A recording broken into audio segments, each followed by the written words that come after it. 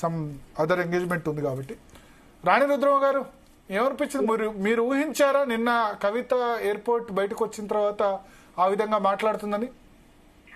నమస్తే భరత్ గారు, మీకు ప్యానెల్లో ఉన్నటువంటి పెద్దలందరికీ కూడా. అంటే ఒకటి, కవిత ఏమి మాట్లాడుతుంది అనేటువంటి అంశం పెద్దగా నేనేమి ఎక్స్పెక్ట్ చేయలేదు. కానీ ఒకటైతే వాస్తవం, ఎప్పుడైనా కూడా కుటుంబంలో ఉన్నటువంటి సభ్యులందరూ కూడా ఒక పార్టీలో ఉండి వాళ్ళ నలుగురు చేతిలోనే పార్టీ ఉండాలి అని భావించినప్పుడు, ఆ నలుగురిలో నుంచి ఇద్దరి చేతిలోకి పార్టీ వెళ్ళినప్పుడు డెఫినెట్ గా మిగిలినటువంటి ఇద్దరు హత్య అవుతారు కదా. ఇక్కడ మనకు కవిత ఏదో ఒక రోజు ఇది మాట్లాడుతుంది అనేటువంటిది చాలా మంది ఎక్స్పెక్ట్ చేశారు. అందుకంటే ముందే హరీష్ రావు గారు మాట్లాడతారు అని అనుకున్నారు. కానీ హరీష్ రావు గారు కొంత సంయమనంతో వేచి చూస్తున్నట్టుగా కనిపిస్తోంది.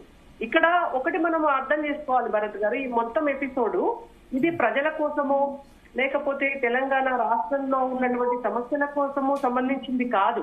ఇప్పుడు వాళ్ళ నలుగురి బొమ్మలు బ్యానర్ మీద ఉన్నప్పుడు, వాళ్ళ నలుగురి చేతిలోనే మొత్తం పార్టీ ఉన్ననాడు, 10 సంవత్సరాలు బీఆర్ఎస్ అధికారంలో ఉన్నప్పుడు ఆ ఫలితాలు అనుభవించినప్పుడు మాత్రం ఏమి గుర్తురాలి.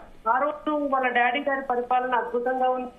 ఆ రోజు తెలంగాణ చాలా బాగా, వాళ్ళు అన్ని మొన్నటి దాకా కూడా, మొన్నటి రజతోత్సవ సభ ముందు వరకు కూడా కేసీఆర్ గారి పరిపాలన అద్భుతంగా ఉన్నటువంటిది. మరి సడన్ గా ఇప్పుడు ఇమ్మీడియట్ గా రజతోత్సవ సభలో నలుగురి చేతిలో నుంచి ఇద్దరి చేతిలోకే పార్టీ వెళ్ళిపోయింది, ఇండైరెక్ట్ గా కేటీఆర్ఏ వారసుడు అని కేసీఆర్ గారు ఒక ఏమంటారు ఇండైరెక్ట్ మెసేజ్ ఇచ్చేసినప్పుడు, అంటే ఇండైరెక్ట్ కూడా కాదు, డైరెక్ట్ మెసేజ్ మొత్తం క్యాడర్ కి తెలంగాణ రాష్ట్రంలో ఉన్న ప్రజలందరికీ కూడా ఇచ్చేసిన తర్వాత అప్పుడు కవిత గారికి ఏం గుర్తొస్తుందంటే, మా నాన్న పరిపాలనలో సామాజిక తెలంగాణ రాలేదు, మా నాన్న పరిపాలనలో రైతు బంధు అన్యాయం జరిగింది, మా నాన్న పరిపాలనలో అసలు పరిపాలనలో ఇన్ని డిస్టర్బెన్సెస్ వచ్చినాయి అనేటువంటిది ఆమె ఇప్పుడు లేఖ రాదు. అంటే ఇవాళ నీకు దక్కాల్సినటువంటివి దక్కనప్పుడు నీకు మొత్తం తెలంగాణ ప్రజలు గుర్తొస్తున్నారు. అంటే ఇందులో అర్థం చేసుకోవాల్సింది ఏంటంటే, ఉంటే ఇదంతా కూడా వాళ్ళ ఇంట్లో పంచాయతీ, ఇది ఫ్యామిలీ పంచాయతీ, ఫ్యామిలీలో వాటాల పంచాయతీ, తెలంగాణ రాష్ట్రాన్ని వాళ్ళ నలుగురి ఆస్తి అనుకున్నారు కాబట్టి ఇవాళ ఆ పంచాయతీ నడుస్తుందే తప్ప దీనికి నిజంగా చెప్పాలంటే తెలంగాణ రాష్ట్ర ప్రజలకి ఏం సంబంధం లేదు. మొదటి అంశం.